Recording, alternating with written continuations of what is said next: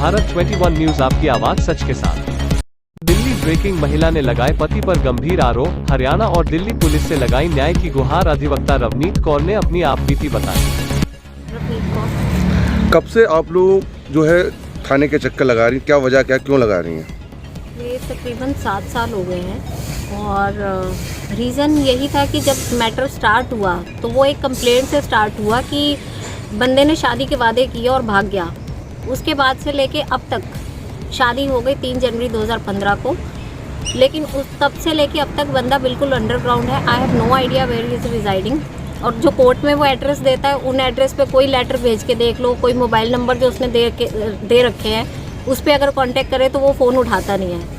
तो बेसिकली बात यह है कि मुझे कुछ आइडिया नहीं कि वो कहाँ पे, लेकिन उसने कोर्ट में केस डाल रखा है, वहाँ पे वो आता है। आप कानून की जानकार खुद हैं, कब आपकी उससे मुलाकात हुई और शादी जो हुई वो कहाँ पे हुई थी? मेरी उससे मुलाकात हुई थी जुलाई 2014 में और उसके बाद हमारी मतलब एक रिलेशनशिप स्टार्ट हुआ शादी के वादों को लेकर के।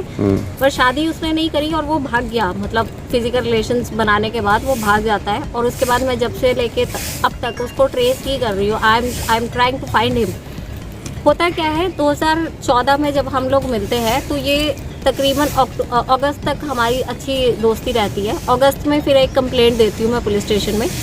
सेक्टर 29 पुलिस स्टेशन था गुड़गांव का, जहाँ पे मैंने कंप्लेंट दी। और 3-4 महीने तकरीबन मुझे डेली पुलिस स्टेशन बुलाया जाता, वहाँ पे बिठाया जाता, काउंसलिंग की जाती, लेकिन कोई भी मतलब सोल्यूशन नहीं निकला। एफआईआर दर्ज नहीं हुई। उसके बाद 3 जनवरी 2015 को, 2 जनवरी 2015 को जब इन्होंने ये बोला कि आज हम फाइनली एफआईआर दर्ज करते हैं, तब लड़के ने 3 जनवरी 2015 को मुझसे शादी कर ली। और उस तब से लेके अब तक वो फिर से गायब है। बीच में वो 3-4 महीने के लिए मेरे साथ रहा, बट उस दौरान उसने डोमेस्टिक वायलेंस के इतने इंसिडेंट करे जिसके मैंने हर थाने में कंप्लेंट दी, जहाँ जहाँ भी हम रह रहे थे, कापड़सेड़ा, DLF फेस 3, हर जगह पे कंप्लेंट दी, लेकिन आज तक कोई कार्रवाई नहीं हुई। कापड़सेड़ा थाने में आपने कब एफआईआर दर्ज कराई है?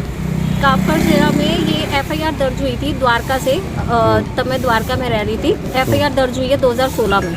अच्छा, उस पर क्या कार्रवाई हुई अभी तक? उस पर अब तक कोई कार्रवाई नहीं हुई। कोर्ट में अभी तक वो केस गया है बट कोई आर्ग्यूमेंट नहीं हुआ। मिसलेनियस विजिट पे ही चल रहा है। अच्छा, आप खुद एक लॉयर हैं, किस तरीके से सामना कर रही हैं? और वो जो शख्स है जो आपका पति है, किस तरीके से कानून का मजाक उड़ा रहा है? ये तो सर, कानून का मजाक, पहली बात शादी करके भाग जाना, ये सबसे बड़ा मजाक है।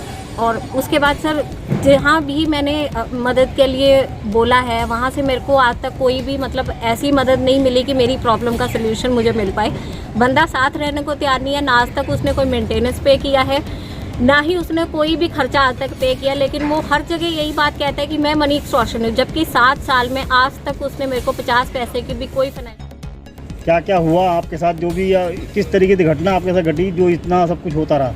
पारिवारिक स्तर पे या घरेलू स्तर पे क्या रहा आपके साथ? ये सबसे पहले हमारी मुलाकात होती है सेक्टर 29 में, गलेरिया मार्केट के पास, गुड़गांव।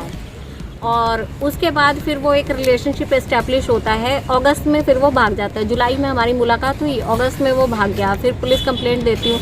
उसमें पुलिस कंप्लेंट में 3-4 महीने, जैसा कि मैंने बताया, उन्होंने हमको बुलाया, काउंसलिंग की, लेकिन एफआईआर दर्ज करने को कोई तैयार नहीं था।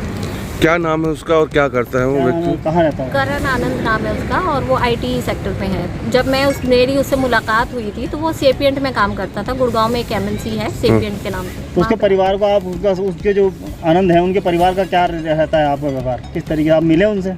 परिवार से मेरी मुलाकात 2-3 बार हुई है। पहले तो पुलिस स्टेशन में हुई तो उसके फादर थोड़ा सपोर्टिव थे उस टाइम पे, लेकिन जब मैं बहादुरगढ़ में गई, जब फाइनली ये मुझे नहीं मिल रहा था और इसके ऑफिस से मुझे पता चला कि ये बहादुरगढ़ में, वहाँ पे इसके फादर जब मुझसे बात करने आते तो बात करने की जगह उसने और मतलब उनके फादर और उनके जो भाई थे अमन आनंद, दोनों ने मुझे धक्के मारने शुरू कर दिए। घर से बाहर निकाल दिया, मतलब एंटर नहीं करने दिया, वहाँ से बाहर धक्के मार के बाहर निकाल दिया वहाँ से। और वहाँ पे उसके बाद 20-25 लोग इकट्ठे हो जाते हैं जिन्होंने मुझे एक इलेक्ट्रिक पोल के साथ बांधा और वहाँ पे टॉर्चर करना स्टार्ट हुआ। अटेम्प्ट टू मर्डर होता है, लेकिन वहाँ पे बहादुरगढ़ सेक्टर 9 में पुलिस ने कोई कार्रवाई हमारे पक्ष में नहीं की। सर, दिक्कतें देखो, ये है कि लॉ एक प्रोसेस होता है, एक कुछ प्रोसीजर्स होते हैं जो फॉलो करने होते हैं, बट जब मैं उनकी कार्रवाई देखती हूँ कोर्ट के अंदर, वो बिल्कुल ही एक abuse of power and process आप कह सकते हो कि लॉ का तो बिल्कुल मजाक उड़ा दिया है। थाने के अंदर, पुलिस स्टेशन के अंदर या कोर्ट के अंदर जो भी वो डॉक्यूमेंट लगाते हैं कोई भी उसको वेरीफाई ही नहीं करना चाहता। उसने कुछ FIRs उठाई, कहाँ से उठाई आई हैव नो आइडिया, लेकिन कोर्ट में भी उससे ये क्वेश्चन नहीं पूछा गया कि ये FIR तुमको कहाँ से मिली, क्योंकि सेक्सुअल हरासमेंट की जितनी भी कंप्लेंट्स होती है वो किसी को भी फिजिबल नहीं है, nobody can have access to this. ठीक।